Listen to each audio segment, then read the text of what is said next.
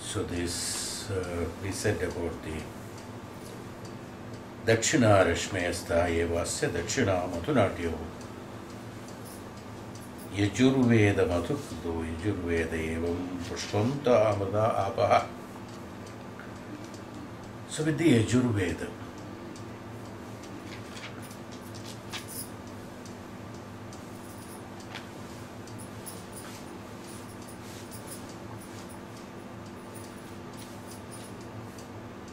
described about the jnanam that is derived out of the with Veda. Veda itself is coming from the with. With means jnanam. That which contains jnanam is called Veda. With vidya, with is called the jnanam. That jnanam, how you derive, this is all meditation. I told you, till we come to chapter 5, 6, we are on the process of the identification of the Parabrahman through jnanam. Is very important through the practical way. This also we said that the difference between Chhandogya and Brihadaranyaka. Chhandogya Upanishad through practical way, through small execution of meditational process and things like that. Whereas in the Brihadaranyaka it is at a very higher plane. They do not go under the practices. The practices are required only for the mind which has not been toned up, which has not understood, which has no knowledge, which has got ignorance. So wherever the mind is there, that mind only needs all this training, all this understanding. Whereas when we have already conquered the mind is not, what is conquering? Is that here the meaning of conquering is not a physical conquering or forceful conquering, even though the word conquering has been used, bringing it under control, that's all. It's not a forceful application. By forceful application it cannot be done. It's not a physical matter that it can be forcefully conquered. We can conquer a country, we can conquer a place, we can conquer a thing, but we cannot conquer the minds of the people. It can be externally shown that we have conquered, but the mind need not be conquered. There are so many people who are converting the religion, or they don't. Some people who are born in by today's practice I am talking, I am not discussing religion, only for the example I am saying.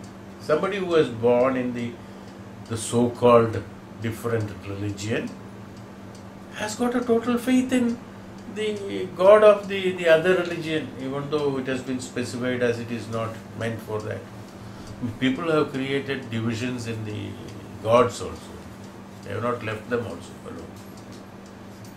A human being has created. Is it not? For instance, which is public, so I can tell the name, because I don't want to tell any other names because it has come into the discussions for quite long. So there is a very good singer in South India. He is also known in the North, which is known as Yeshudas. Yeshudas is a person who is born in the Christian family, brought up under the Christian ways and things like that, but a strong believer of the Hindu gods. The amount of devotional songs he has sung, because for the the gods, I mean on gods, is immense, and they are very touching, appreciable, and well, as it is, he is a very good singer, no doubt about it. And the way he has sung with devotion, that comes from within him, is wonderful. Even today, when he starts talking, he prays to the Lord and then starts with that. So what happens is that, you see, people who are really have understood the values of God. What is God? They have no barrier of the shackles of the religion holding them back. So what I am trying to tell you is that mind, control of the mind. The one who has controlled the mind is called the conquering the mind. He has controlled his own mind. By praying to a Lord, I don't have to be public, I don't have to be telling them that, look, I belong to Hindu religion. I belong to Hindu religion and showing off many of the physical activities of, according to them, the Hinduism. Which is Hinduism? They do not know what is Hinduism. Many of the people who are acting, they do not know what is Hinduism. Many people who think they go to the temple in the morning after bathing and discussing about others is called Hinduism. So many. They don't leave even the God. He'll discuss the God. So he'll discuss the people who are coming to pray there, devotees.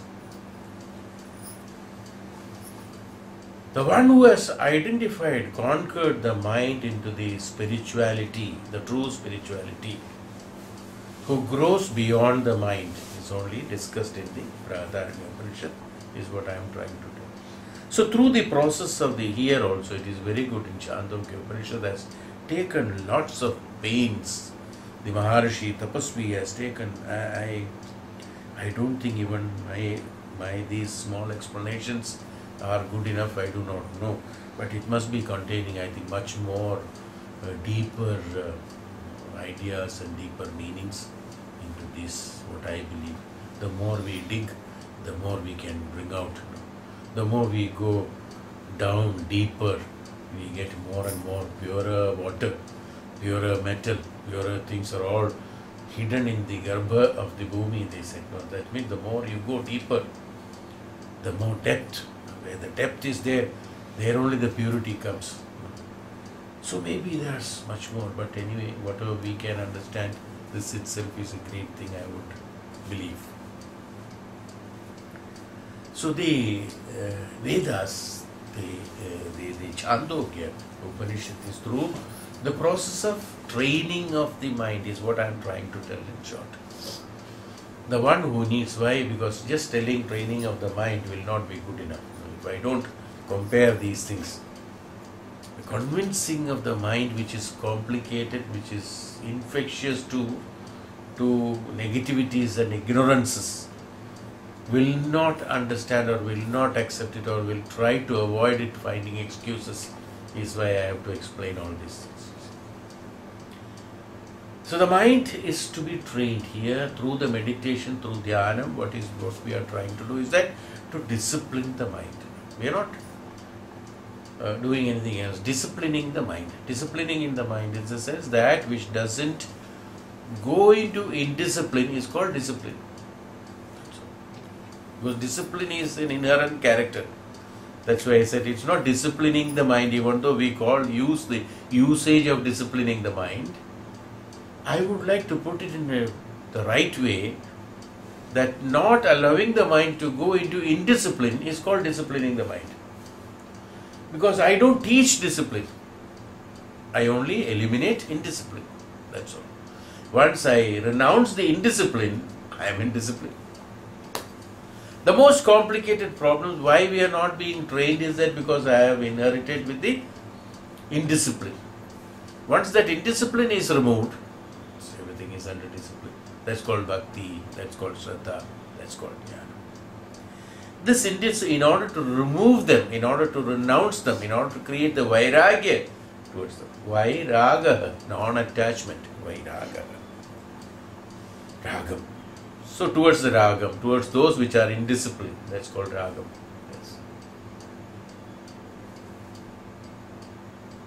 When we do that, for the purpose of bringing that part of removal of the renunciation of the indiscipline from us, we will have to train ourselves. It's required. That is why Chhandogya Upanishad is telling us, given lots of importance to the upasana and tapasya and upasana, through that, where one can discipline the mind or remove the indisciplines in the mind or in the indriyas and in the antakarna, then ultimately we can reach the real status of the mind, which reflects the antaratma, where the true nature of the truth, the true nature of the jnanam, the true nature of the bhakti is reflected from.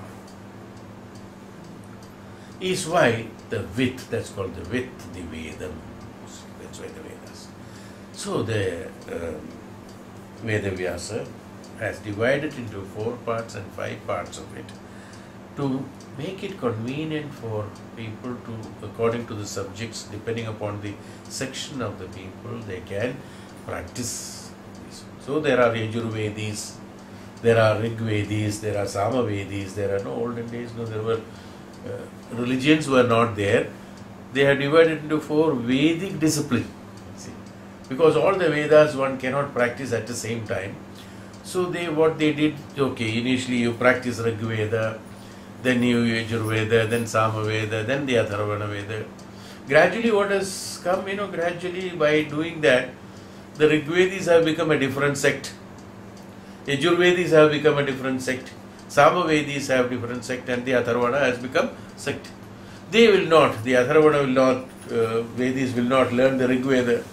Samavedi will not learn the Yajurveda. It has become to that. Then gradually it has divided into religions. This is how the religions have been bifurcated. It's not that. The principle of dividing the Veda as a whole into 4 parts by Vedavyasa is meant for a great purpose, and he did it very right. The great Maharishi very thoughtfully he did it, that as we are describing now, the morning, the Ushas, then the Madhyama, then the Astama, all that we are describing it. They are all meant for description, for the mind to perceive the principles behind the knowledge. That's all. Finding out ways and eliminating the doubts from the mind. As I told you last class, that when there is a question, the question comes from the agitation. The agitation comes from the ignorance. Ignorance brings the agitation. Agitation brings ahankara.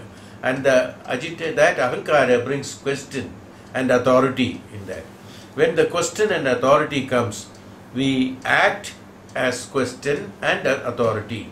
And when there is an answer received for that, when a solution we have received for that, a solution has been created or found out, the answer and the authority is lost. Answer and the authority both are lost. Lost where? Diluted into the truth. This truth, what happened? I eliminated the agitation and ignorance. So the question and the authority in the mind has been lost. So when I was traveling into 4 different paths, when I got the truth answer for that, I started traveling into one path. The division of the 4 has been reduced to the 1 because I got the answer for it. Is called Vidh, is called Vedam, is called Jnanam. So this is how the Jnanam has to be brought in.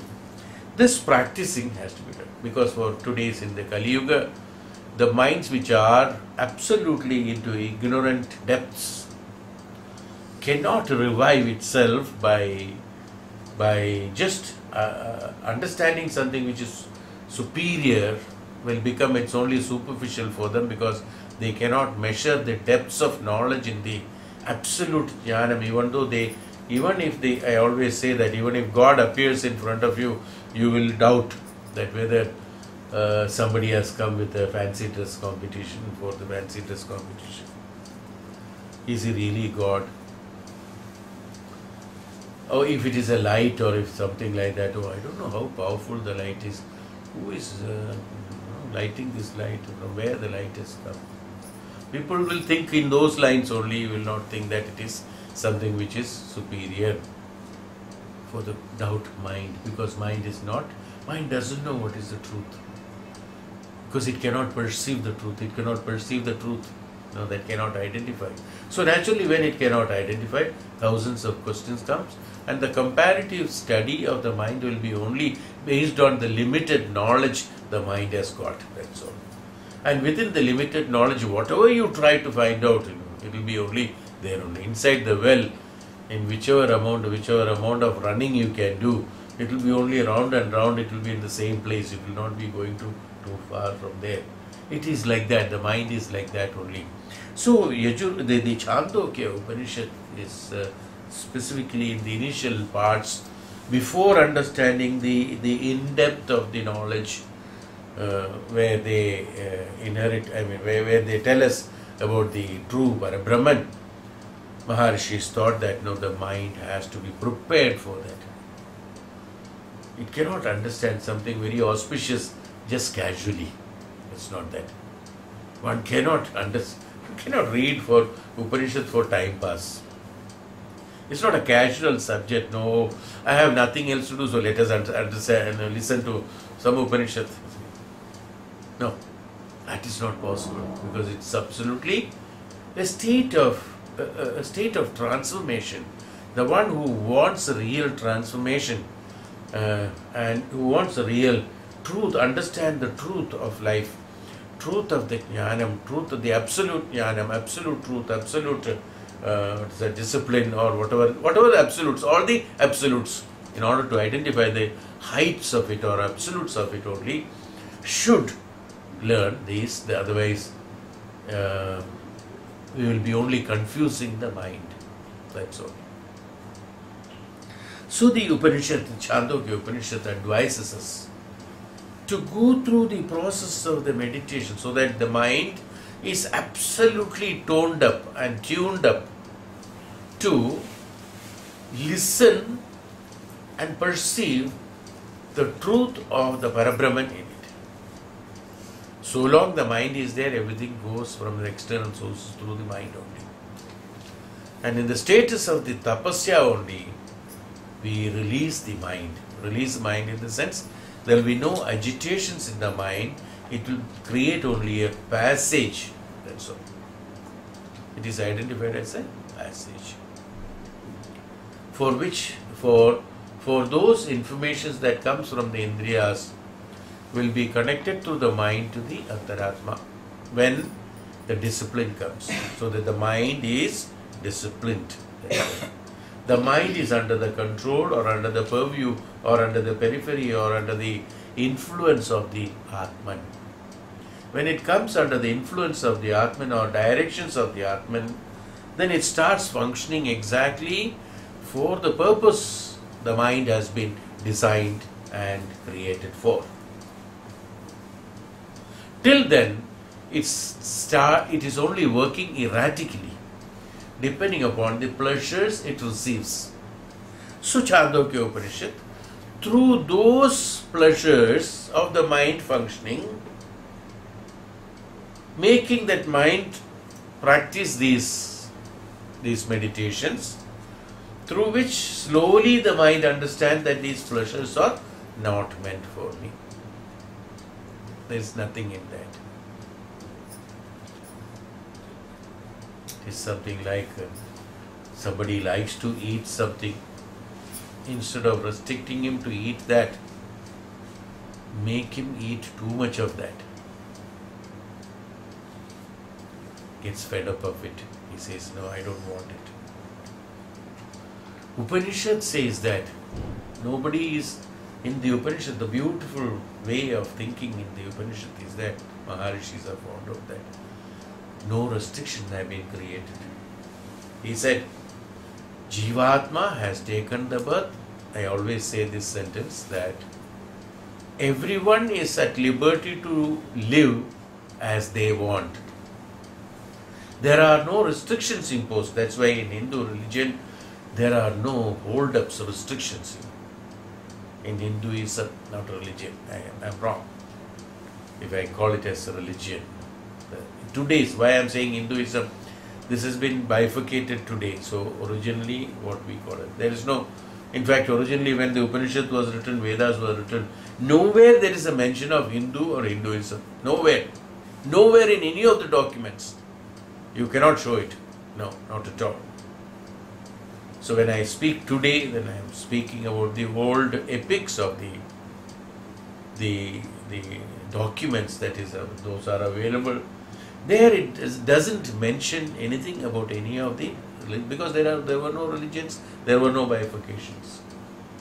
They were only meant for disciplining the mind, not for making you do according to some orders and disorders. An order and disorder can be created in your mind only by practicing it in the way you are in. So that is why Upanishad says, according to the principle of the jiva taking birth, this based on that only, this is how the principle goes. If a person has got previous experiences, some karma phalas in him, previous experimental experiences that has been stored in him, the jiva takes a birth in order to experience that. Depending upon that experience, he begins his practicing, whether he is a sannyasi or whether he is any other man.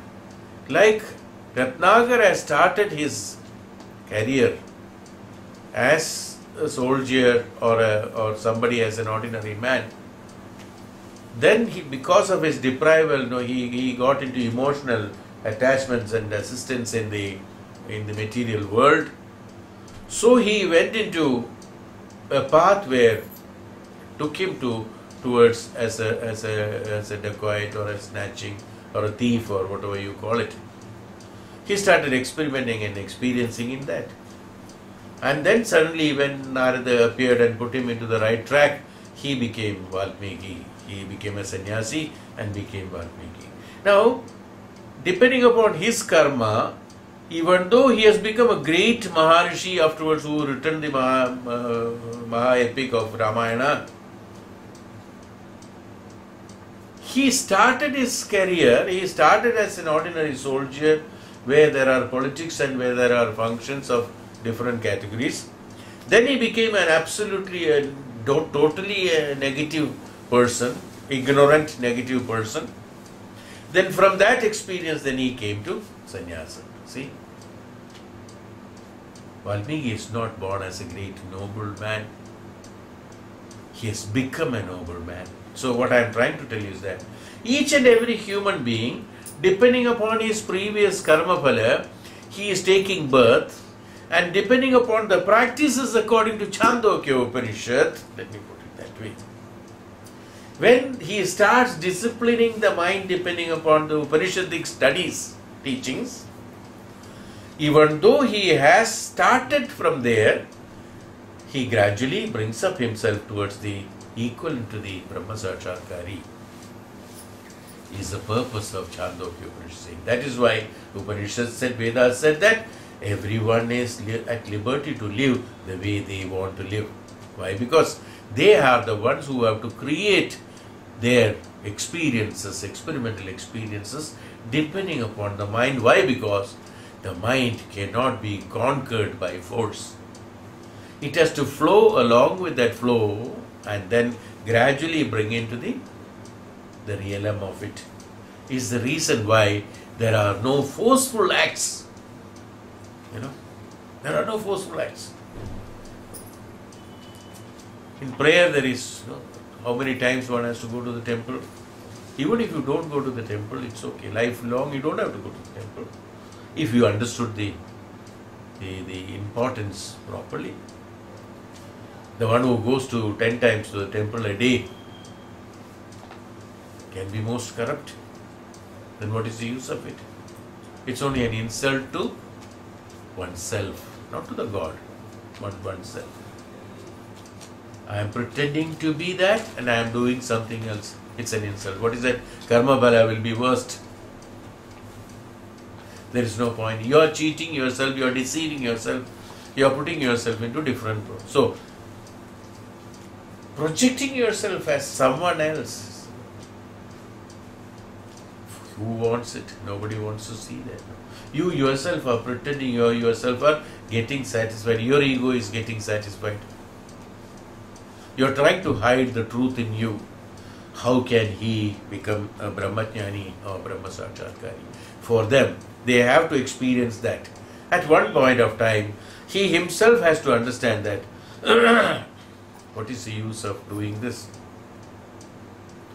He starts understanding the Jnanam, Upanishads, gradually he starts understanding the truth in the same manner, with the same mind, like Ratnakar, with the ignorant mind or the cruel mind that he had, by which he was disturbing people and stealing things from them. In the name of protecting his family, he destroyed so many families. He thought that is right. It's not that he never thought it is wrong. He always thought it is right because that is my right, I have to save my family. That's all what he has seen. He did not see the wrong in it. What is that? Perception of the ignorance. So the moment that Jnanam has come inside him, the ignorance is renounced. When the ignorance is renounced, he has become a Rishi, sannyasi. It is not that he has learned the discipline from Narada, no. What he has learned from Narada? To renounce the ignorance, that's all. The moment he has renounced the ignorance, Ajnanam in him, he has become Valmiki, he has become Maharshi and Tapasvi. This is what Upanishad is teaching us. So, wherever you are, doesn't matter. Whichever position you are, doesn't matter. Whichever karma phalas you have got, doesn't matter. That's what we say. Sukhi, doesn't matter. Wherever you are. From there you start climbing up. That's all.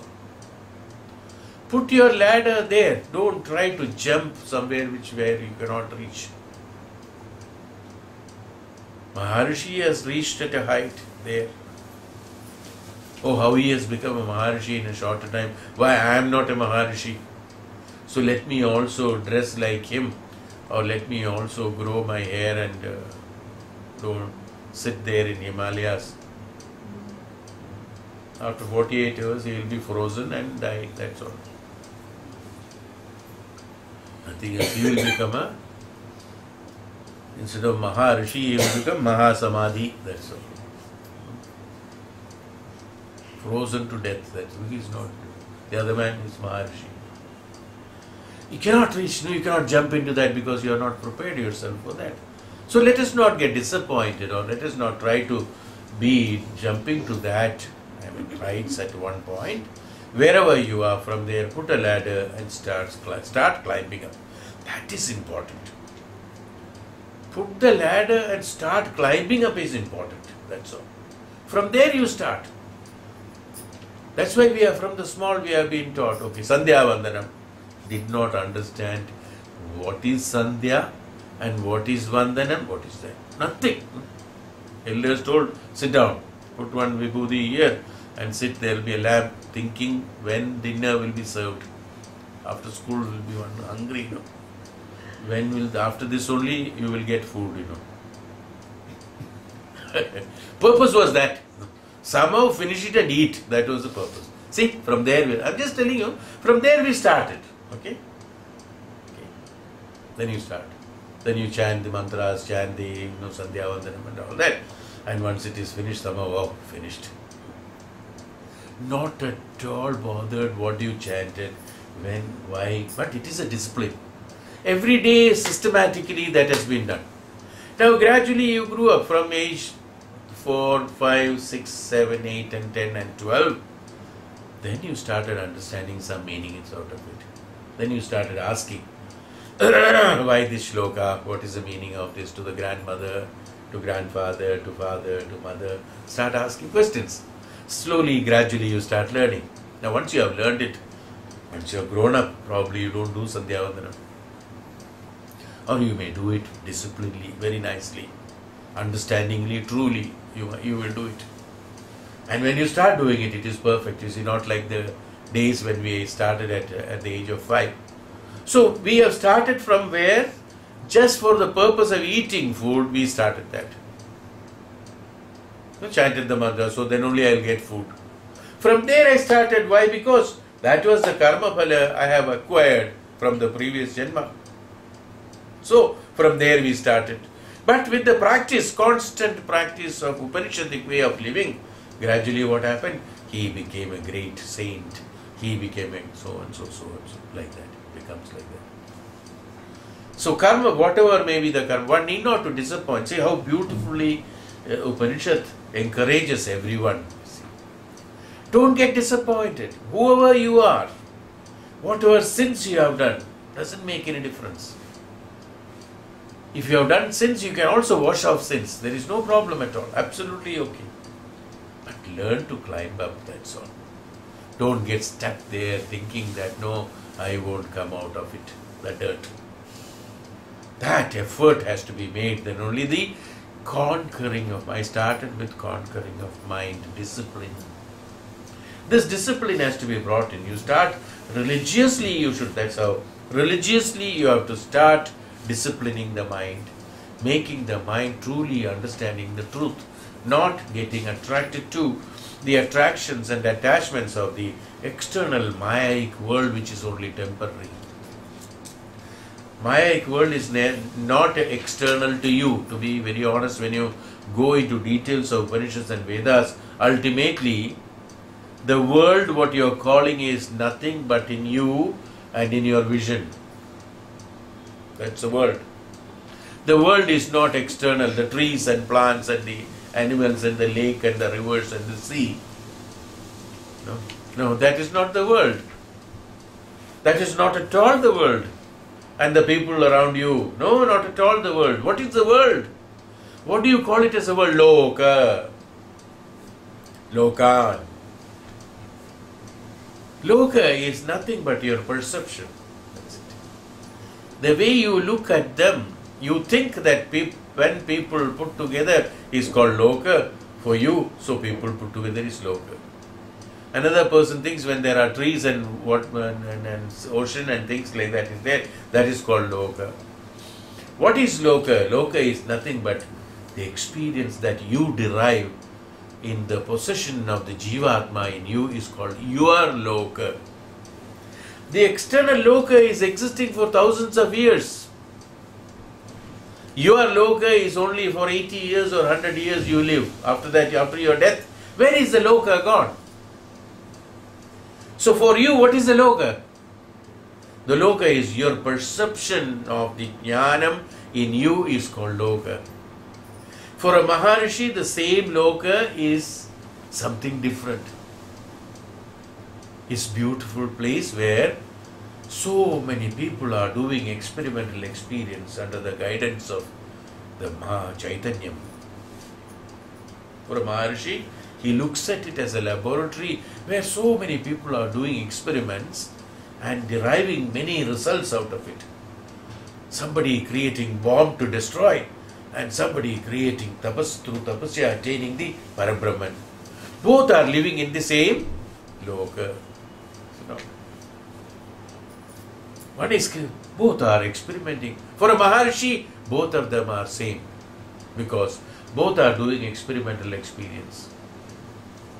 But then, the one who has attained the Parabrahman and Parajnanam Parabrahman, he vanishes from the Loka, that what is called as a Loka for him. He is no more there.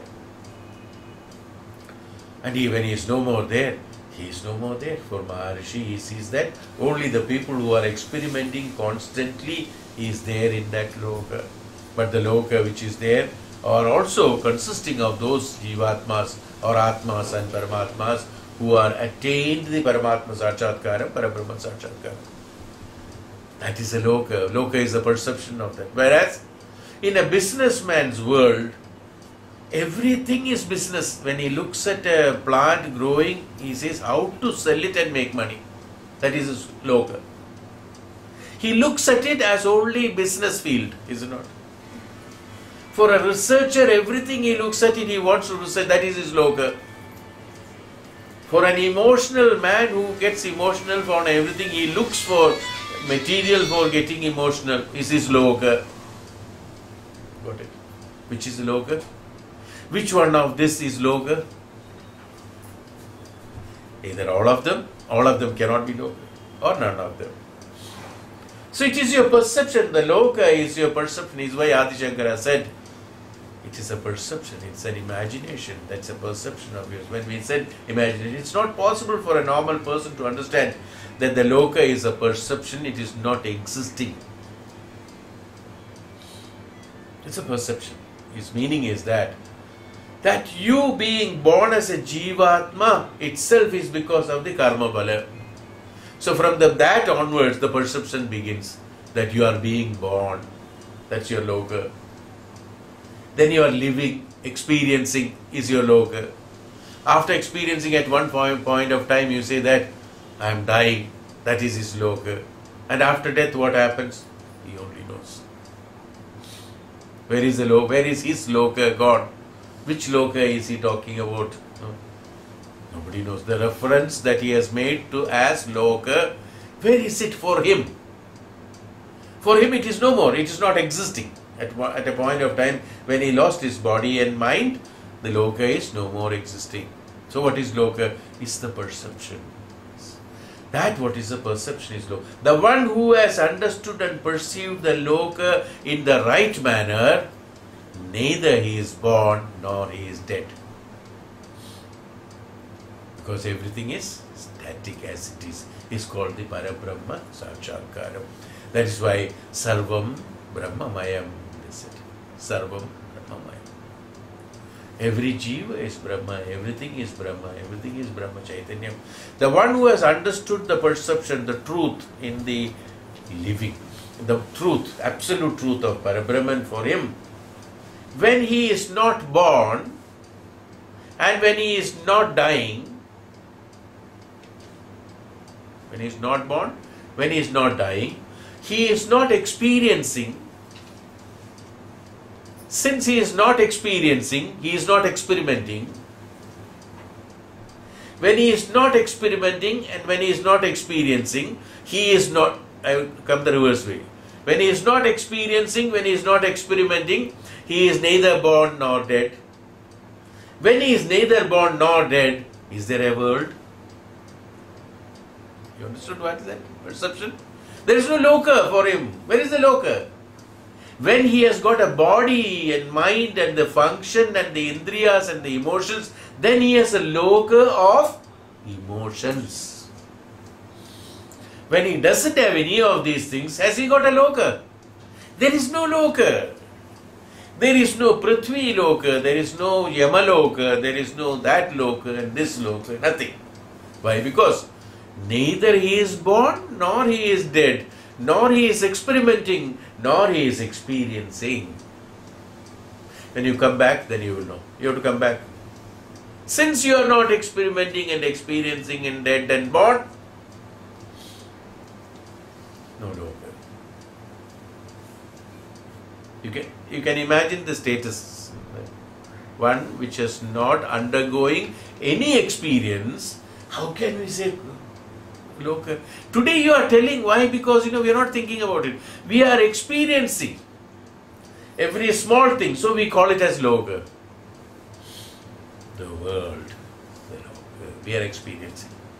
When we are seeing the ocean, it has got waves. Suppose it doesn't have waves. How will the ocean look like?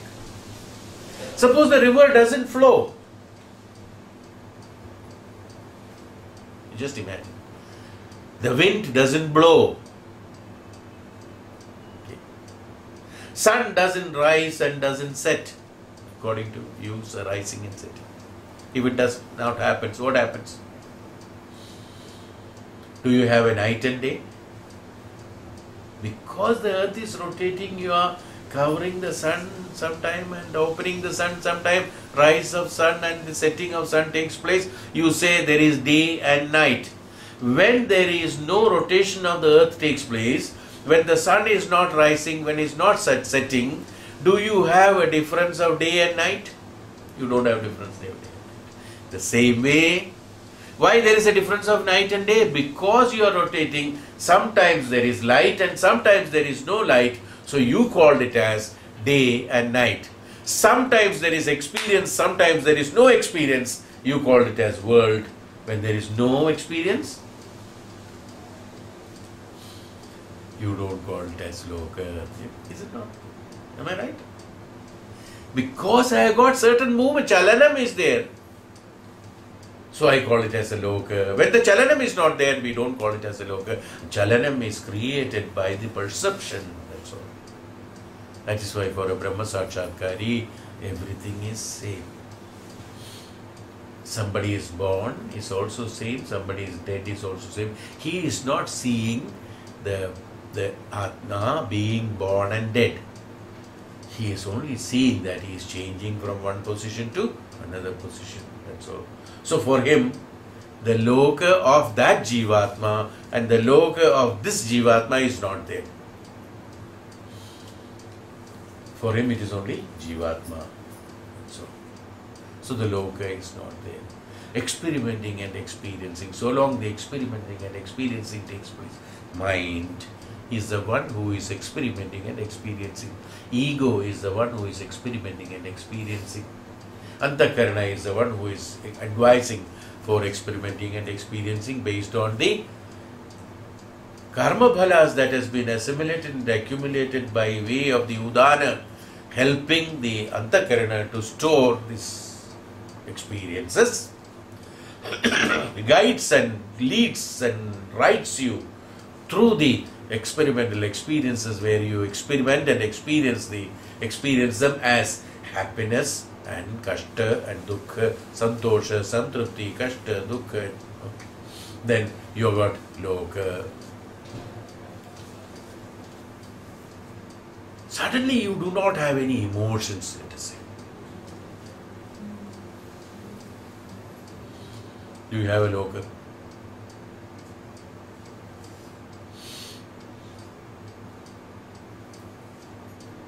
You don't have, no? It's a continuity. No? That is why we call some people as he is in coma. What is coma? Continue. The full stop is not there, that's why coma. He is in a coma. It's continued. It's a continuity. So there is no loka for it. Is there a loka for it? No. Whether he is in the hospital doesn't make any difference. Is he sleeping on the floor? Doesn't make any difference. Is he sleeping on the cot? Doesn't make any difference. Whether there is an air conditioner? No difference. Nurse looking after, hospital doing, somebody paying money to the hospital, don't pay money to hospital, he is being thrown out from there. No difference, because he is in coma. I'm just telling you to experience it. That's why. Does he have a loka? He is also a jivatma. Why he doesn't have a loka? Why? Because he is not experiencing. Is what I am trying to tell. If I don't tell this, you won't understand this. It's difficult to understand now because you are in the chalanam activity. How will you understand? Because you are in the status of ignorance, as Ratnakar was in the ignorance and doing all sorts of looting and arson and treachery to the people because he thought that is the way, that is loka for him. Till he realized that is not loka. So you are in the influence of the constant chalana of the emotional attachments and attractions and thinking that is loka. And when something is lost from that, we think it is a loss. And something comes in that, we think it is a gain. They are all movements, that's all. There is no gain, there is no loss. They are all movements, they are all experiences. That's why I always tell people that there is no loss and gain, there is no benefit and there is no non-benefit or in anything for that matter. Is all, everything is based on the experience, perception of it. That's all. Disturbances and difficulties, kashta, dukkha, santosha, samtrupti, earning, possessing. How long will you possess?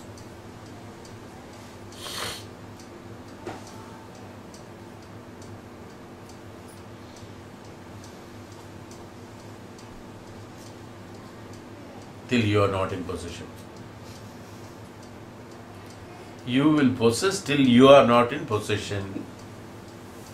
Yeah. After that, God. No possessing. Understand the truth, not just like that. Why I am telling all these examples is that the mind has to live. Then only a meditative mind can meditate. As I told you, the bud in the flower as a bud when it is closed and having all the qualities of the flower, It is absolute meditation where the self-concentration and dhyanam is there, where absolute properties are created through the dhyanam, makes himself eligible to be, blooming, makes himself eligible to be blooming, then only he blooms, as far as the flower is concerned. Because through the dhyanam, all the attainment, all attractions, attachment, flower doesn't bloom for the purpose of flower. It doesn't derive any benefit out of it. It doesn't take like the fruits, like the trees. Tree doesn't give fruits only to enjoy by them. No tree have eaten any fruit that has been given by that. It's all meant for others. Why? Not because it cannot eat, it doesn't have a mouth. It doesn't have a mouth because it doesn't want to eat. We should think like that. Not that a tree is not eating its own fruit because it doesn't have a mouth. It has not been designed with a mouth. Why? Because it doesn't want to eat its own result. So the one who wants to enjoy the results, he will get the enjoyment of the results. Who doesn't want the enjoyment of results, he will not get. That's all. Choice is yours. So that which comes from the dhyanam, it comes same way. The mind has to attain that dhyanam in the initial state before living, actually. Well, that's the right process. These Upanishads, we should have learnt it before we started living in this world. Living in the sense, through the Balya Kaumara Avastha, that's how you will, when the story go back, you will find in Mahabharata and Ramayana and Puranas and all that, as soon as they are born, they are 2 years, 3 years old, or 4 years old, or 5 years old. Immediately, whether he is a king or whether he is anybody for that matter, they are all sent with the Guru to the Gurukulam. How many years? The mother and father, they don't see them for 16 years, 17 years. When they come back, the Guru has introduced, he is your older son, Ram. He is the second one, Lakshmana. Otherwise, they won't recognize also. Principle, you see, what is that? Principle is that nothing, don't have to look into that. It's not that mother should not see. They can always visit the hostel, no problem. Emotional attachments have been avoided there. The principle behind is that the emotional attachment has been divided. He should not have expectations of living in the palace. He should know what is the truth of the life living in the hermitage of the ashrama, hermitage of the Maharishi. He lives in the truth. He lives in reality. He lives in knowledge. Why? Because he says, all of them, that what you have got in the palace when you go back, is all material, fictitious. They are all temporary. They are all nothing meant for you. They are all just to use for some purpose or other, but do not get attached to that. What is the truth? The truth is this hermitage where we can sleep in the night comfortably. And what is important here? Neither the building is important, nor the food is important, nor your clothes are important. Yes.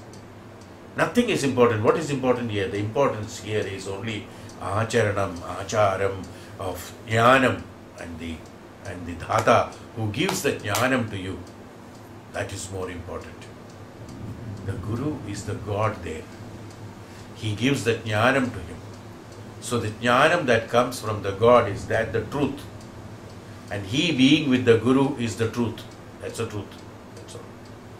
So with attainment of the jnanam every day, he lives as a very strong, absolutely a right person, having the perception of the world in the right manner and the true manner, knowing that this is not the world is that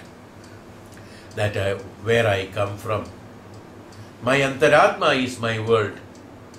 Mana, antakarana and the indriyas are nothing but the projections from there where I have created them temporarily in order to execute the karmas, that's all.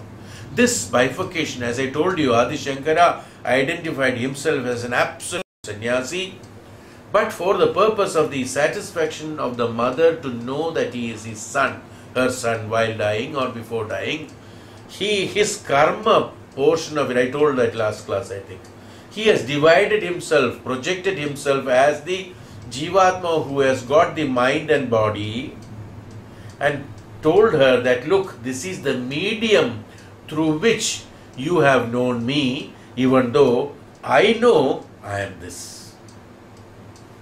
This is how he has done.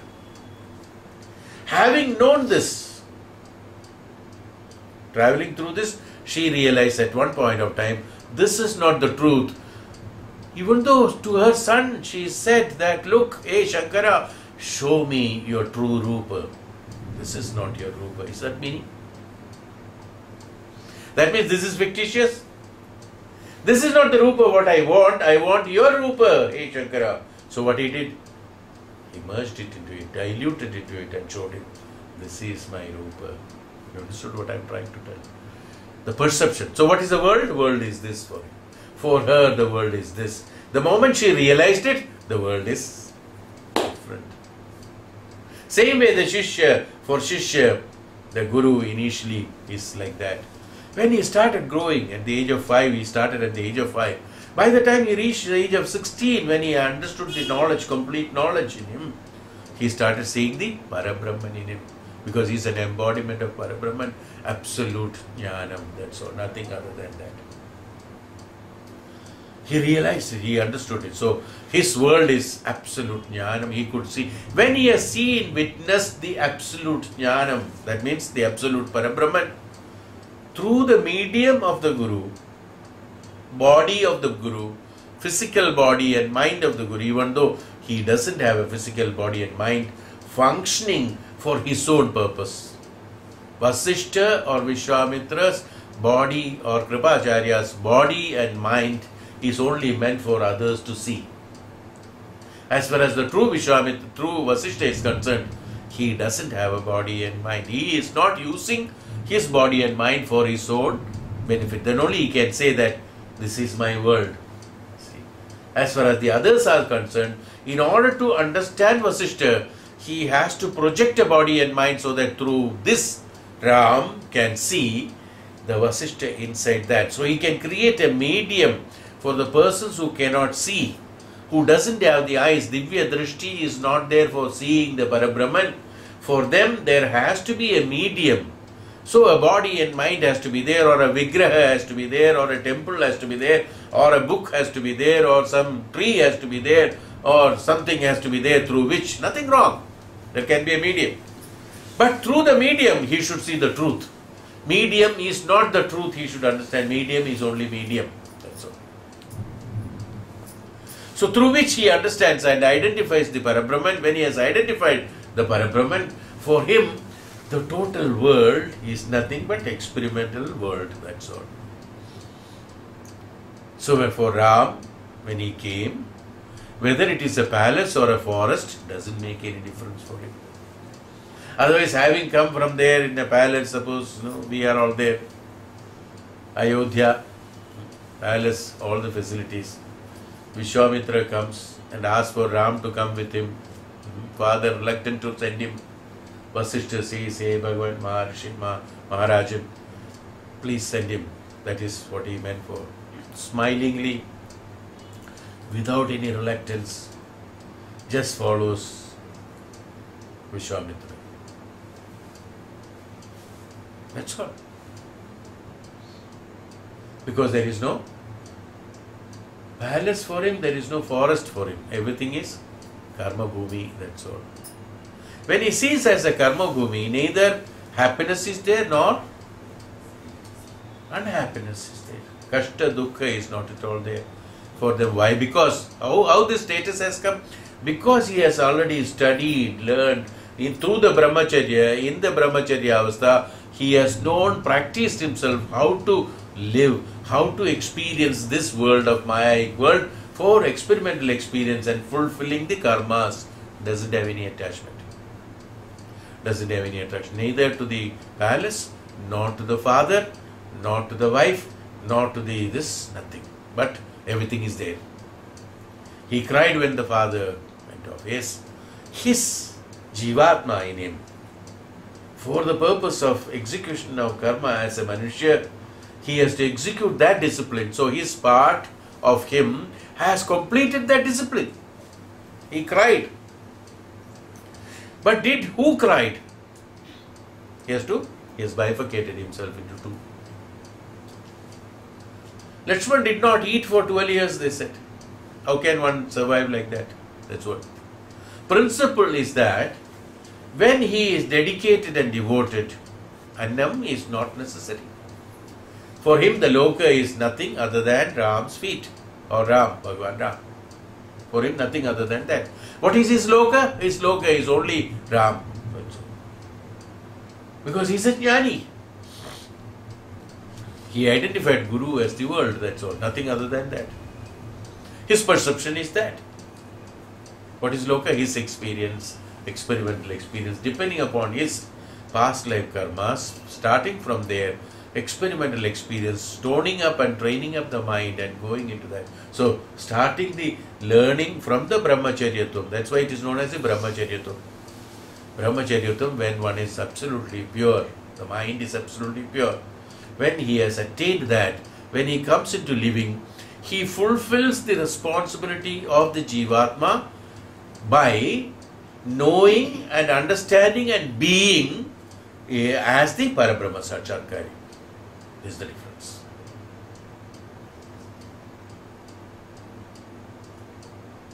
There are officials, great men, principals of a college, or a professor of a college, or a chairman of a company organization, or a great grandfather in a house. Whoever is in the head of this, when that person have understood the true life and living, his position is only meant for executing certain karmas. You can make the difference out of them. That's why we call them as a matured principle, a matured person we call them.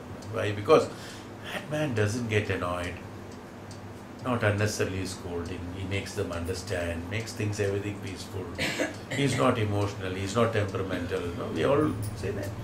Why it is that? Why? Because he has identified and understood that this position is only temporary for executing particular karma in my part of life. Out of 24 hours in a day, 8 hours I am supposed to be here, 1/3 of it. So that 1/3 should not create a supremacy in me that is 100% of me. It should be kept as 1/3 only. So he knows during that time I will execute my karmas. The moment he comes out of it, he is not that. He is not X. He is someone else. He is the true himself minus X. He will not be acting as that when he comes out. Who? The man who knows exactly who he is. Ram as Raja, as a king. When he went out of that palace and then when he went to the Vana, he is a Vanavasi, they said. He is Ram only. When he came back and sat in the throne, King Ram, fine, no problem. Neither problem there, no problem here. You can call me a king, you can call me a Vanavasi, I have no problem because I was in the Vana. That status has to be understood.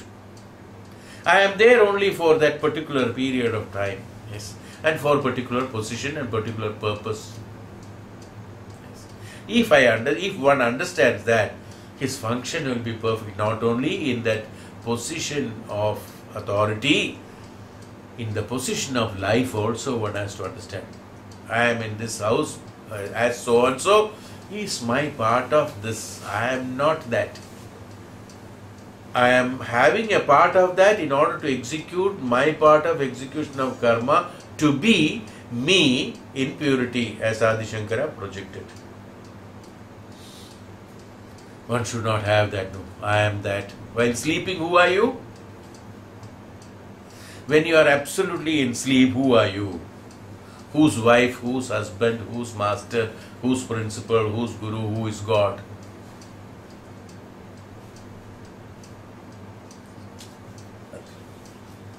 Every day we are being told this. Every day we are experiencing it, still we don't understand.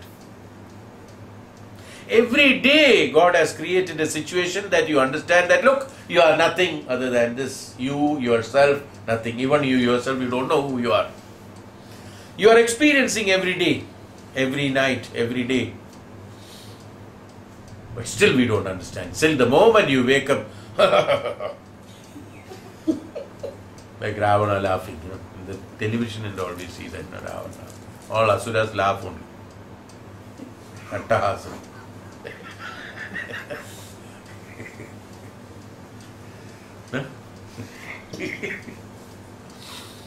When you wake up, the problem comes. The consciousness. What is that? Ego. Who is waking up? Your ego is waking up. You are not waking up. You are still sleeping. I happened to see that Upanishad, one serial was coming.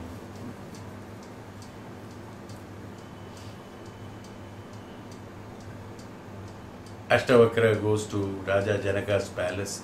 The man in the gate looks at his shape and form. Looks at, no, who is this old man? You will not be allowed inside the palace, inside the, to see the king. So he says, I am a Jnana Vruddha. What you saw is absolutely right. I am a Vruddha. I don't know, how did you recognize me? Even though he is a young man. He says, Vruddha, like an old man. I am a Jnana Vruddha. So his identification is what he said. The Jnana Vardhakyam has to come to us. Jnana, there are 4 types of Vardhakyam. We have explained about the Vardhakyam earlier. The whole basis of explanation today is that if I don't say all these things, the mind will not perceive the right sense of world, and if you do not perceive this right sense of the world, you will be in a false position yourself, having a ahankara of that you are so and so. So long you have the ahankara that you are so and so, you will not be in a position to meditate, nor can you think about the rays that which are coming from the Surya or the Jnanam that is coming, and the experience from the experimental experience, deriving the Jnanam out of it and transforming your mind into the Atma will not take place.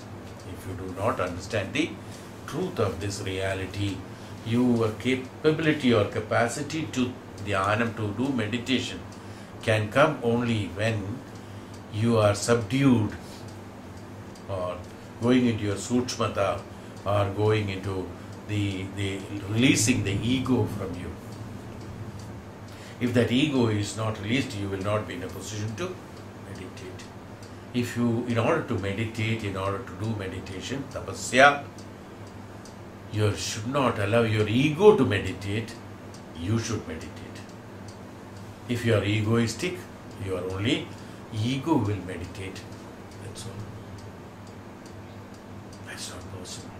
That is why what we do, even the Maharishis and Tapasvis, they meditate in the nature, under the tree, in the natural conditions, so that he doesn't have anybody, any disciple comes to him, they will have to sit there in front of him and do meditation, learning, everything is done, so that he doesn't have any ego of owning, possessing any material profits, any material things for his living.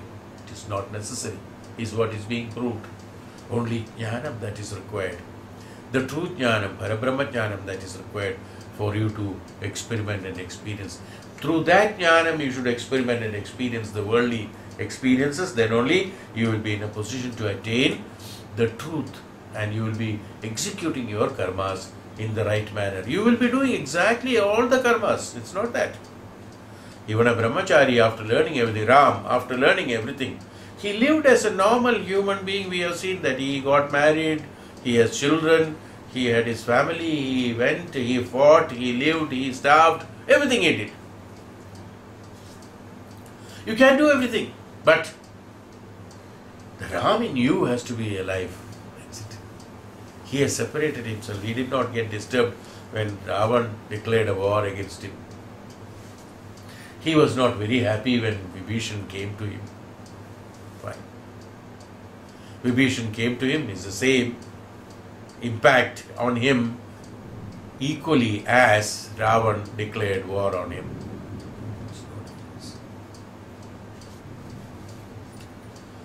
The status comes. Why? Because there is no loka for him. Loka is that his perception of loka is that without any attachments and attractions and emotions.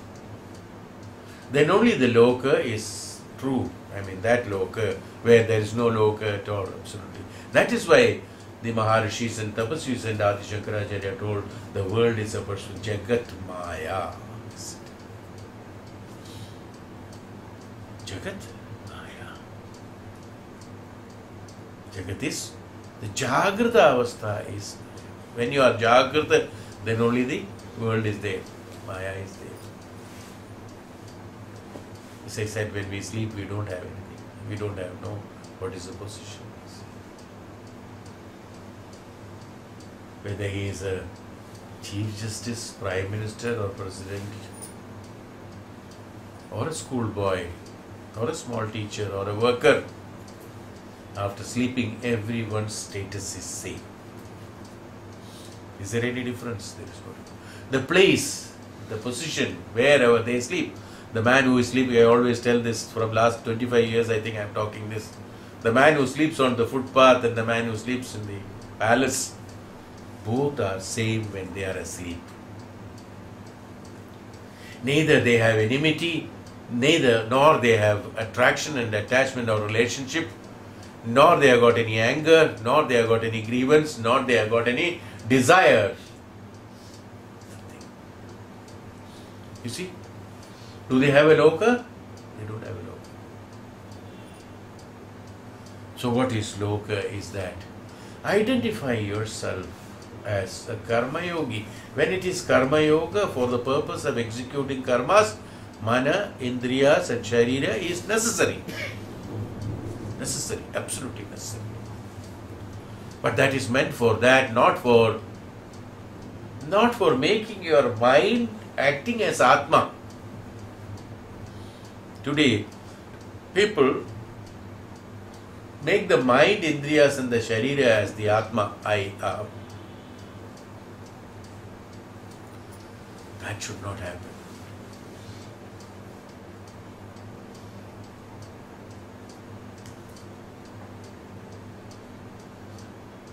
Nobody, in fact, when you come down to the normal living also, whatever you are, however big you are, however rich you are, however powerful you are, people will like you only by your true nature of quality in you. Other things are show, it is there. Prime Minister calls, all will go there because he has got a position. It's not for because of the love, because of the selfish motive behind it. So people will love such a person of the position to derive certain benefit out of it. But the true love, true affection, true attachment comes from the nature of that person. He is a very good man, nice person to talk to. No, that's why we say. So whom you really like, whom you really love, the true nature of you. The Atma's projection should be there. When the Atma's projection is there, everything will be absolute. The vibration that comes from you will be wonderful. Is why identification of the truth is necessary. So this fictitious attachment, attraction, emotional reactions, not actions. Emotional reactions of the mind has to be restricted. Then only you can do dhyanam. you can do meditation. Otherwise, you will be only doing egoistic meditation. That's all. That's not a meditation. It's only some sort of induced vision that you are having. That's all. That whatever you think in your mind, you will start seeing it. Okay, I must see this. Then only I am a Brahmajnani.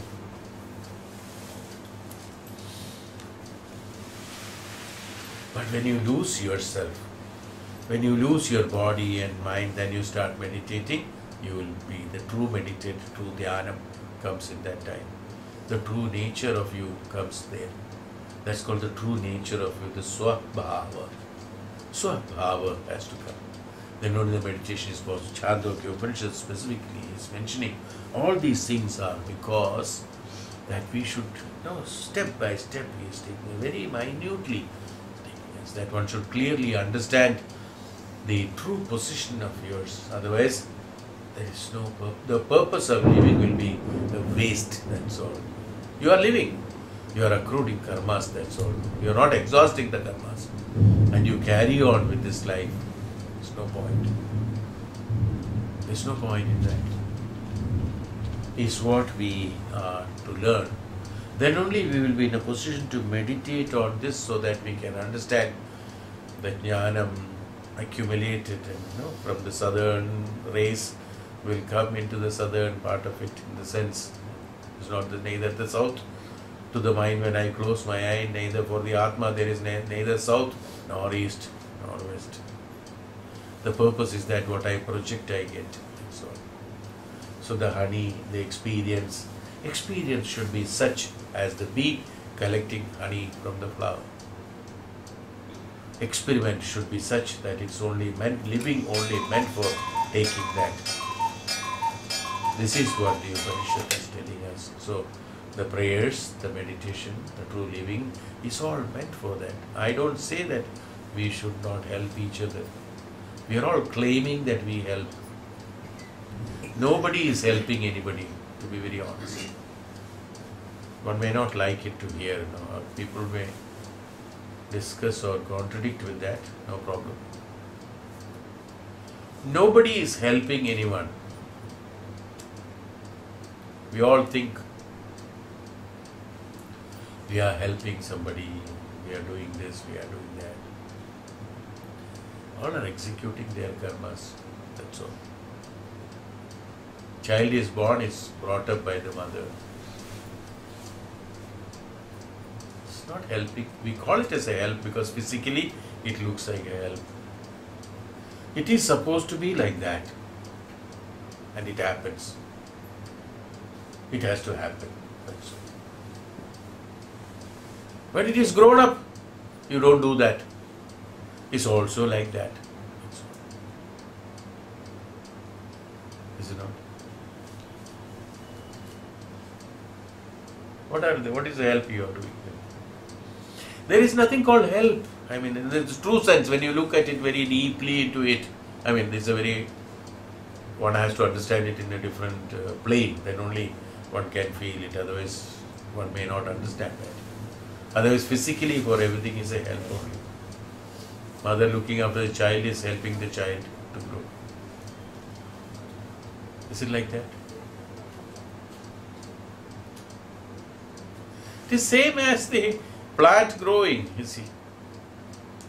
From the seed which falls down and the plant grows by itself. Is the sun giving light for the plant to grow? Is the earth giving water for the plant to grow? No. There is water, there is light, there is breeze, there is oxygen, there is everything. Plant grows in that.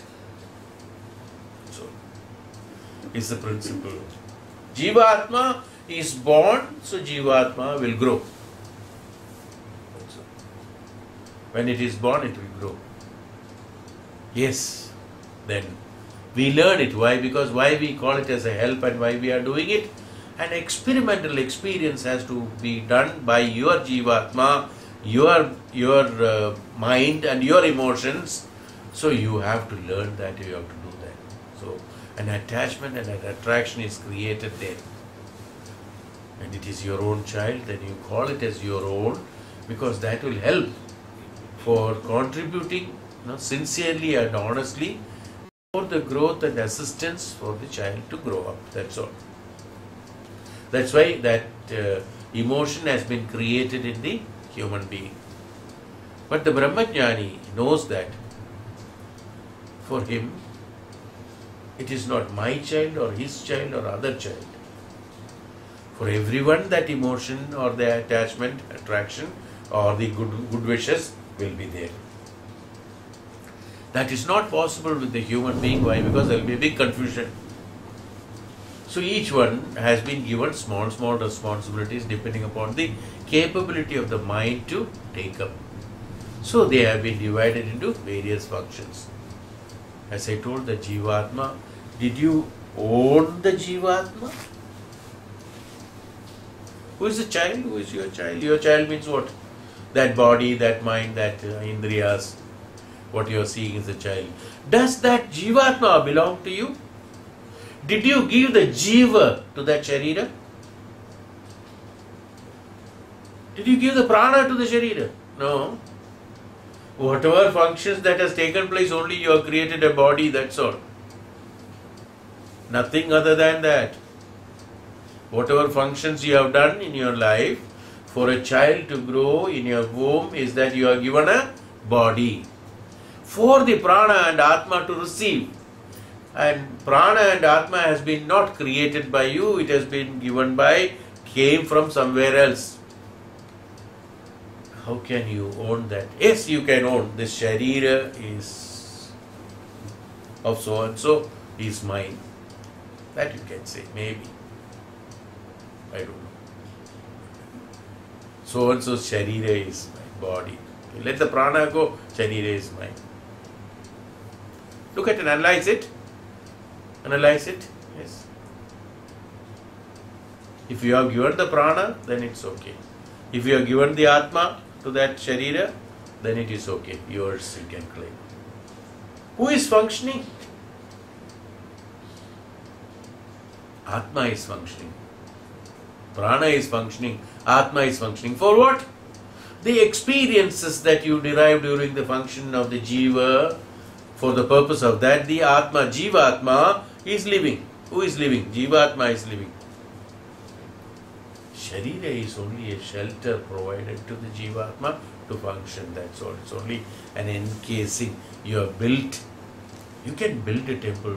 Many people say that I have built a temple. There, I have built that, I have built that. Birla has built hundreds of temples, or maybe all over the country. Because what has he built? The building.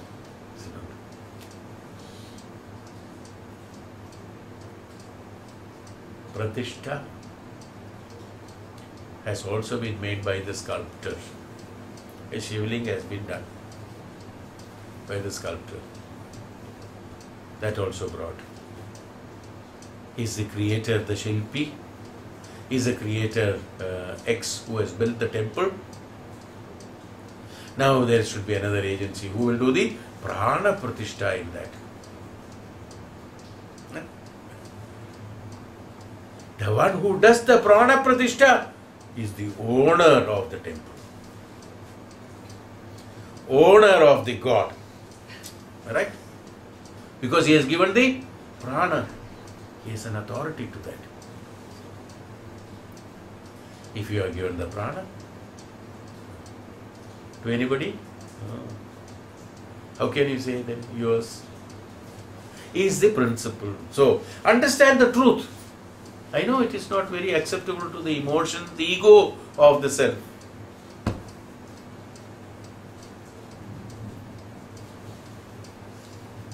That is why they are different. They are executing different karmas. They are experimenting and experiencing their own karmas. If it is yours, you could have just given that karma, whatever you have done.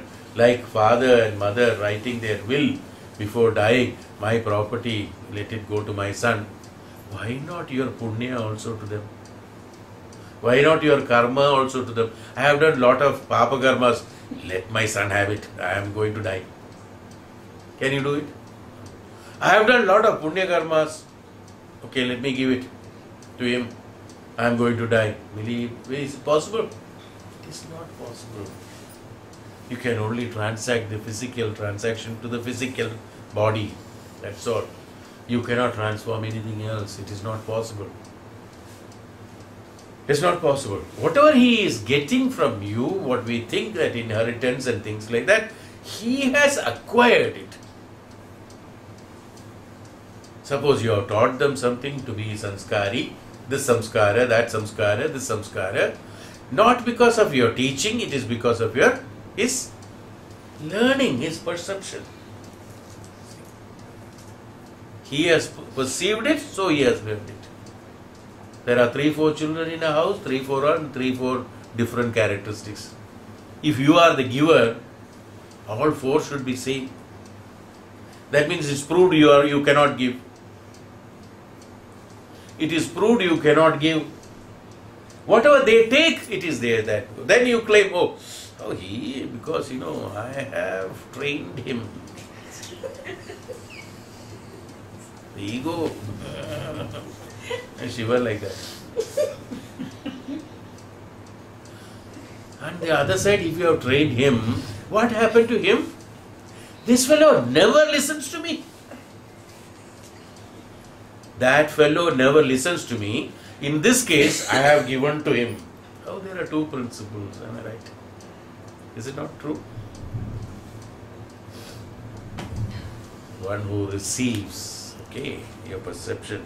Why I am telling all these things? Making you understand, the naked truth of your mind, who is incapable of perception of the truth by itself. So it needs a discipline, is what I am trying to tell you. It's a naked truth. It cannot.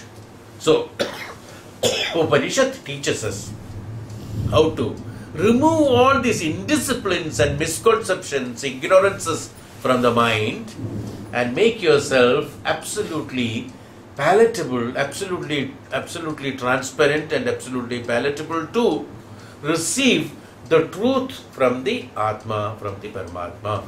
It's called the Jnana. Then only you will be in a position to really attain the truth. By listening Bhagavatam 100 times, by listening Ramayana by heart, and by learning Upanishad by heart and teaching and preaching will not help. It's the truth. It has to be perceived in the right sense and it has to be executed, so that the methods have been described and derived from this. No, they are all inspirational, they are all educational, they are all the ones which has to be devoted and dedicated to it. Then only this is possible. That's why Upanishad is not learned or taught. The Jnanam is, I always tell this, is never taught. Nobody can teach anybody. And Jnanam is not taught. Jnanam of Upanishads and Vedas are not. They are all imparted. Absolutely right. And imparting can be done. Teaching cannot be done. Imparting in the sense, part with it, take it. I am not giving again, not a giver. Imparting. If anybody is taking it, part with it, take it.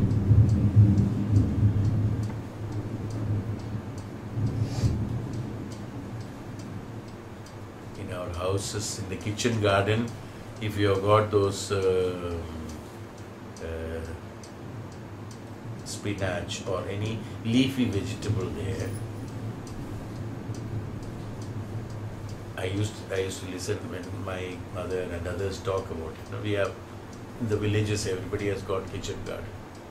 When they plant all this, the saag, they plant all that. So much of saag will come now. Every day saag cannot be eaten, and every day people cannot be given also. Nobody wants it. I mean, everybody has it.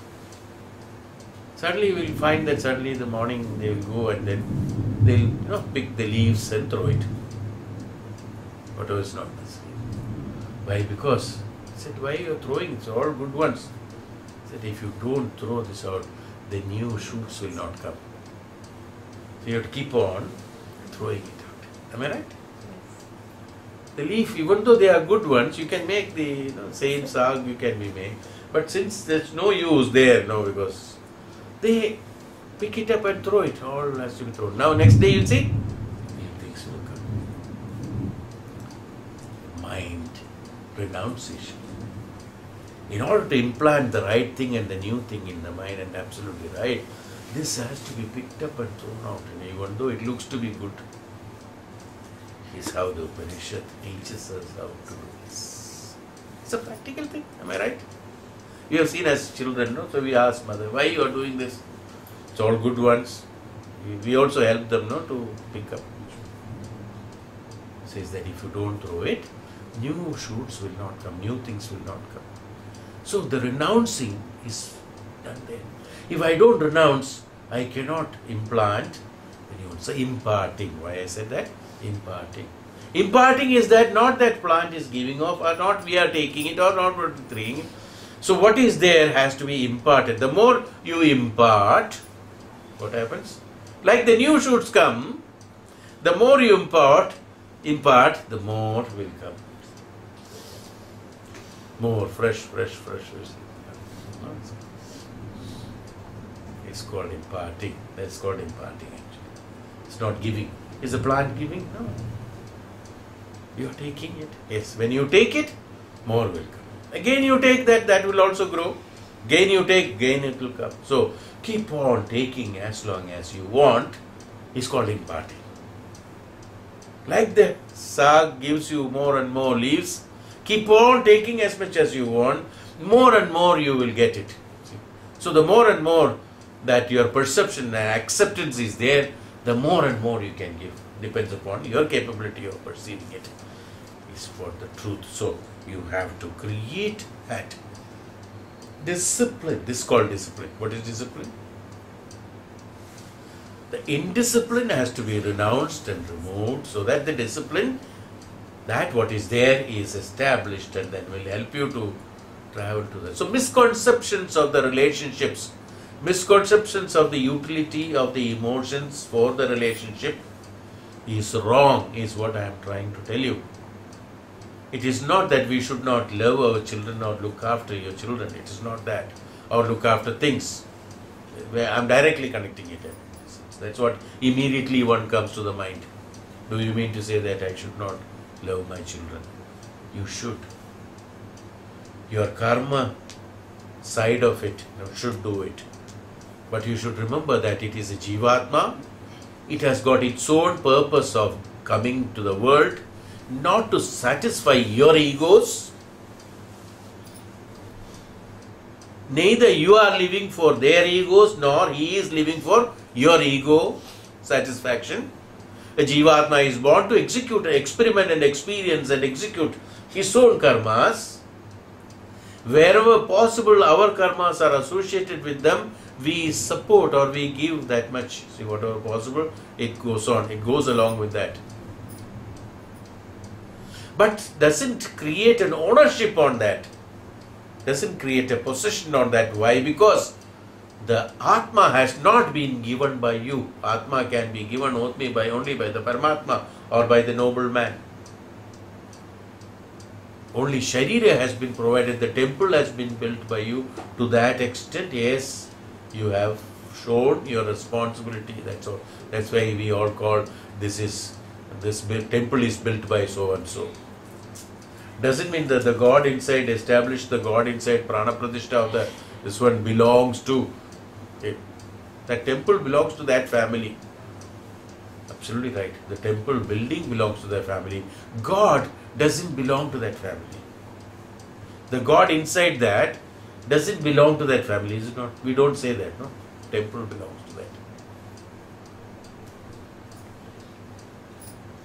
It's the truth. Now, whether we accept it in the right spirit or not, fine, no problem. Upanishad says, live as you want to live. Live with misconceptions and ignorances. At one point of time, the possessed Jivatma will go away, the other Jivatma will continue experimenting and experiencing. Otherwise, no world.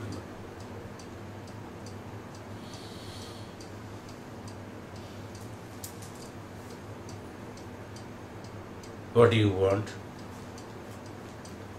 Do you want to be really truly understanding the Parabrahman, Paramatman, and understand the truth and reality and live the right way of living?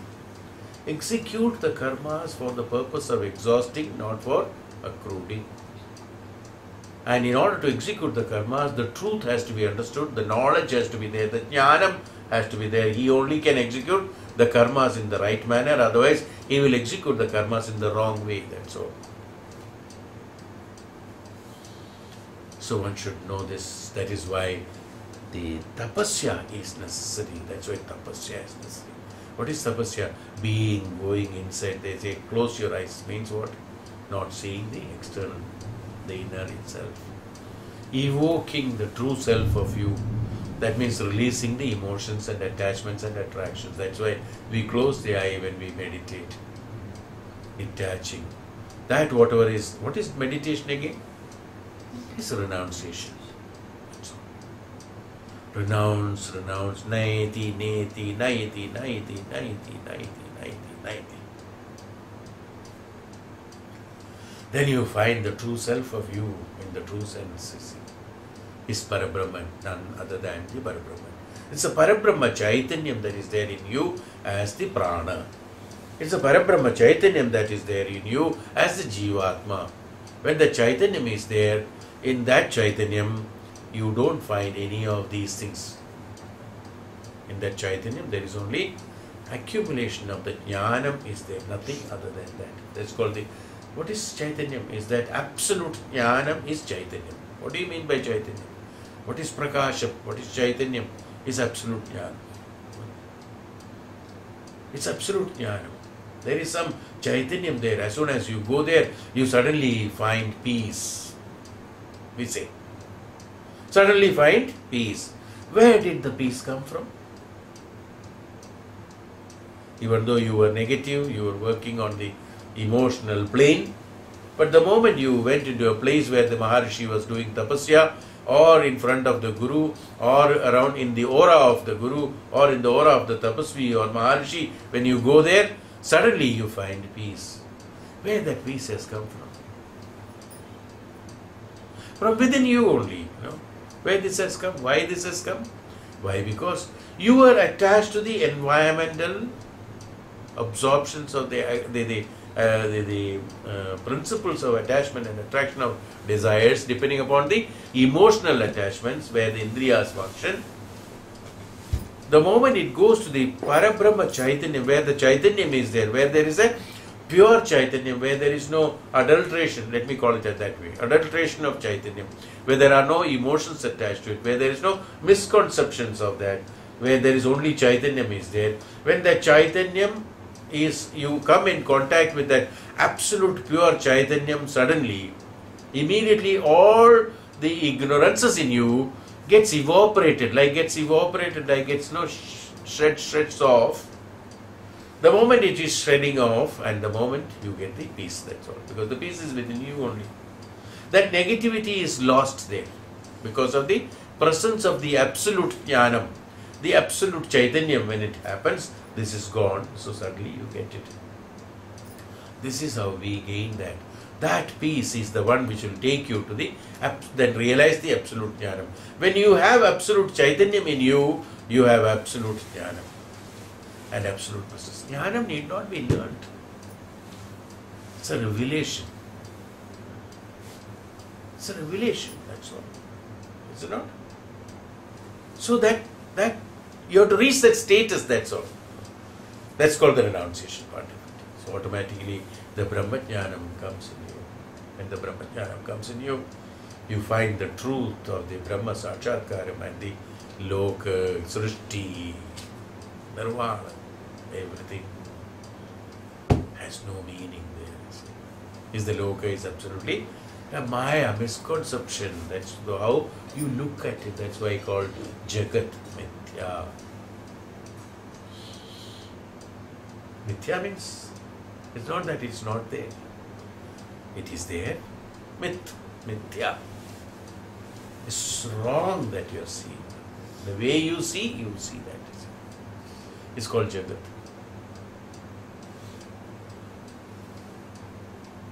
So that is the preparation, I think.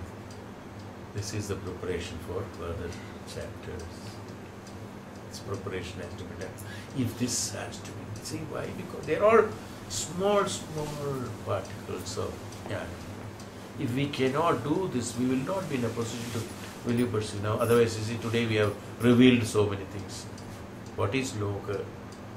How the loka is to be identified? How the dhyana has to be done? What is the purpose of meditation? Who can do meditation first of all? Not that anybody and everybody one morning put a golf cap and then let's go for meditation.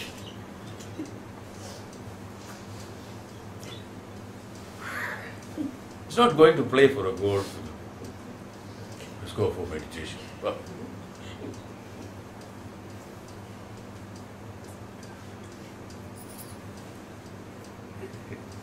Shiva. Status of mind is to be brought in. For that we create an environment. Otherwise what happens? Sthalagala consciousness will come sometimes.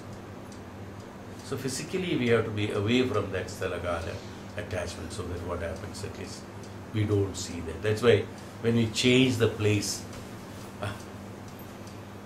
meditating in the house is not possible. Same environments, we are attached to the environments, unable to detach from them, unable to, that's even to that extent, even though no disturbance, nobody is creating a disturbance, but sitting in the house and meditating is not as effective as sitting in somewhere else and meditating. So what we do, sthalaka, change the place. These are all preparations only. For meditation, there is no place built by God. This is the only place for meditation.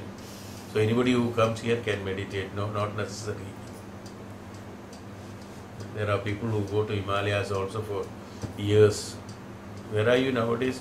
I am in Rishikesh. What are you doing? Nothing, meditating only. Right? Then what happened? There also is the same thing.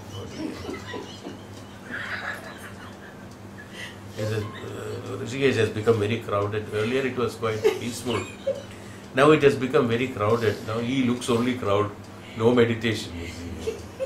Why do we bother whether it is crowded or not crowded for a person who meditates? Why?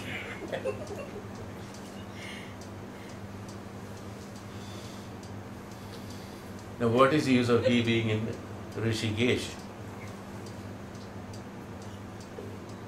or in Everest? There is no use. For him, anywhere he goes, he will do only that. Crowded.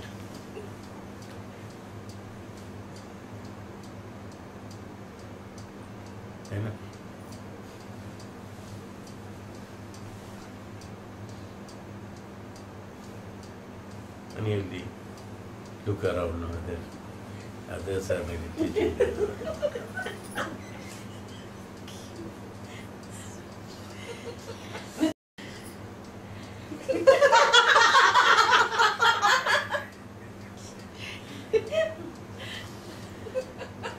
Suppose another person also looking like that. It's not necessarily same. Suppose somebody else also must be doing like that. The moment he sees that, as if no, something else unusual has happened. He has some meditation. These are all hesitations, not meditation.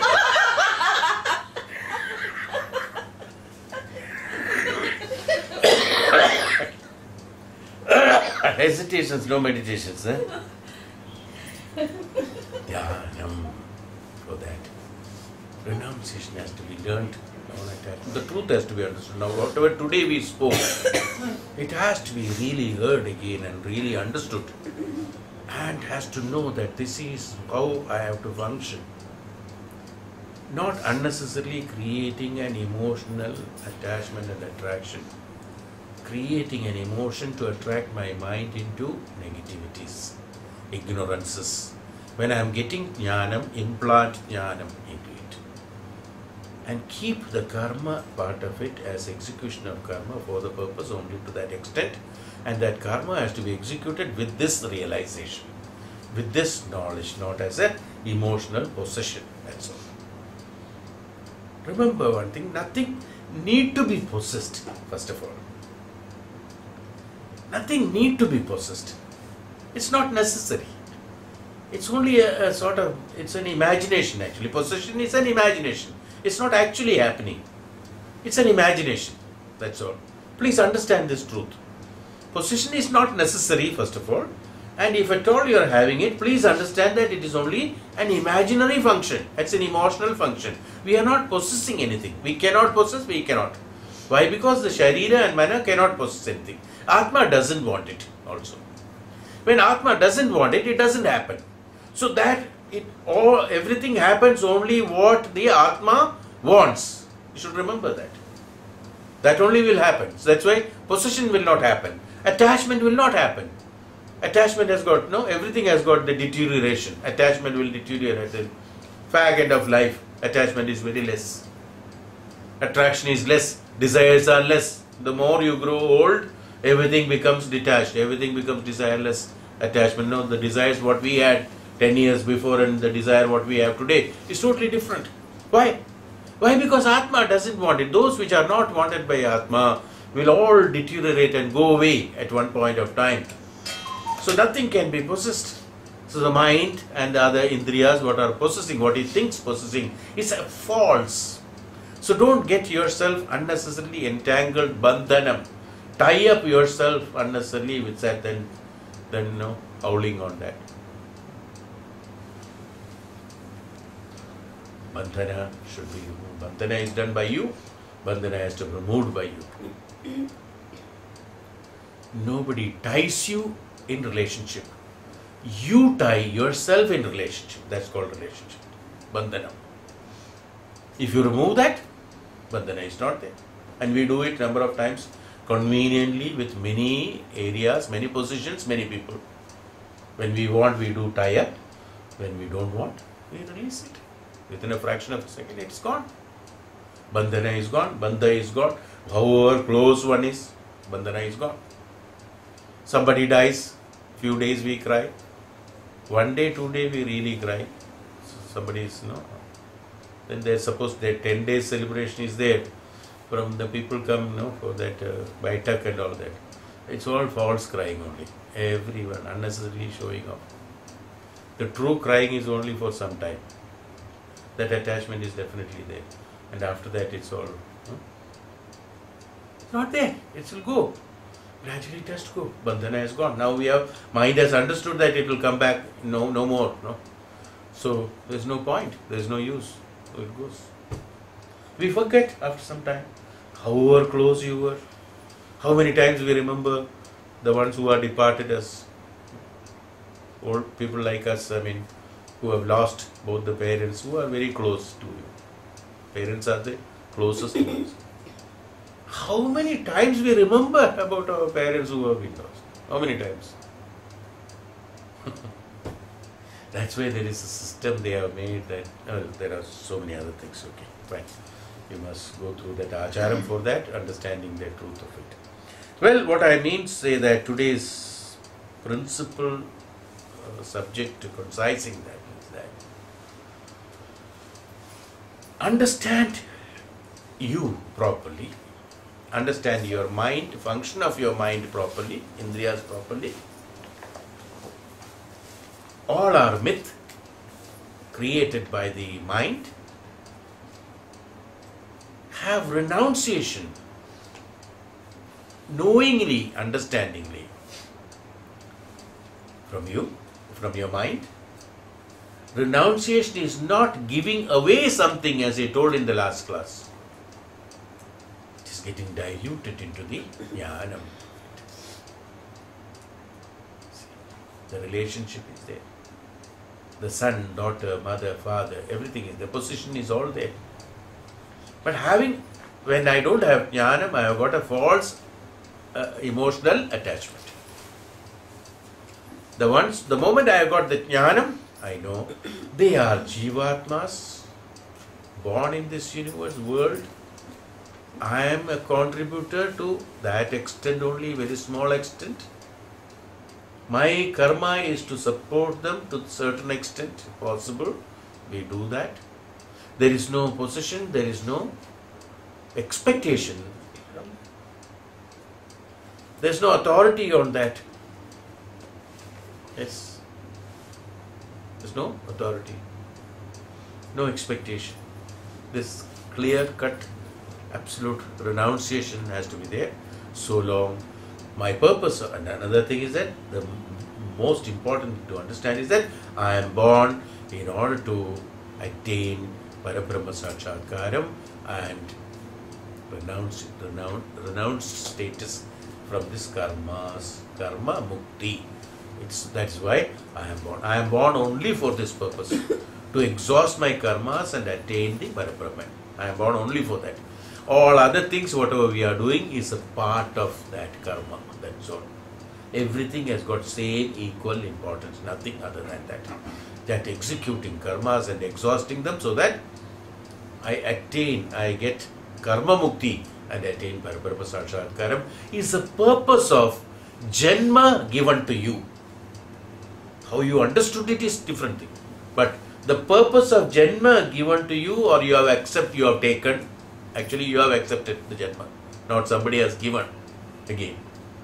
You are born for the purpose of liberation. That's called karma mukti. That is the purpose of your birth, that's all. So in order to attain the Parabrahma Sakshatkaram, all other things are a part of exhausting karmas, not accruing karmas. Is the truth, then only we can do these meditations in the right manner, attain the Parabrahma Sakshatkaram, the liberation, the mukti we call. Mukti is not again releasing something and relieving something or losing something, no, and gaining something, no. Neither we are losing something nor we are gaining something, but we are attaining our true nature, that's all, the truth, swabhavam. By doing all this, it's not that liberation in the sense not getting liberated and getting promoted to something, no. We are attaining the true nature of ours, that's all, liberating ourselves, that's all. That's called liberation. That's called karma mukti. This is the truth. This has to be understood. Based on that, then the practicing or the toning up and making the mind understand. So by receiving the imparted knowledge from the jnanis, increase the capacity of perception of the jnanam in the true sense, contemplate it, accept it, that's the truth, and just be with the truth. Knowingly, not with struggling. That's not possible also, of course. Is what necessary. Then only the dhyanam or the meditation will be effective, so that constantly the mind is kept in that. Mind has to be kept constantly in that, so that so long the mind is there, it has to be kept constantly in practice, because it is like that. Is why Upanishad takes so much of details have been inscribed by the Tattvajnanis and Maharishis and Tapasvis for the benefit of people who are unable to conquer or control the mind and renounce in the right sense. We go back, we listen all these things and we know it is right. Again we will go back. That. Tired, we cannot release that bandhana. Bandhana of not only people, bandhana of habits, bandhana of ideas, bandhana of perception, bandhana of thinking, bandhana of this. Lots of bandhanas we have, lots of time we have. Should come out. Is the truth and is the true nature of the human. If one doesn't understand that, he will not understand Upanishad and he will not be able to live Upanishadically or dharmically, what we call. Om Shanti Shambho Mahadeva.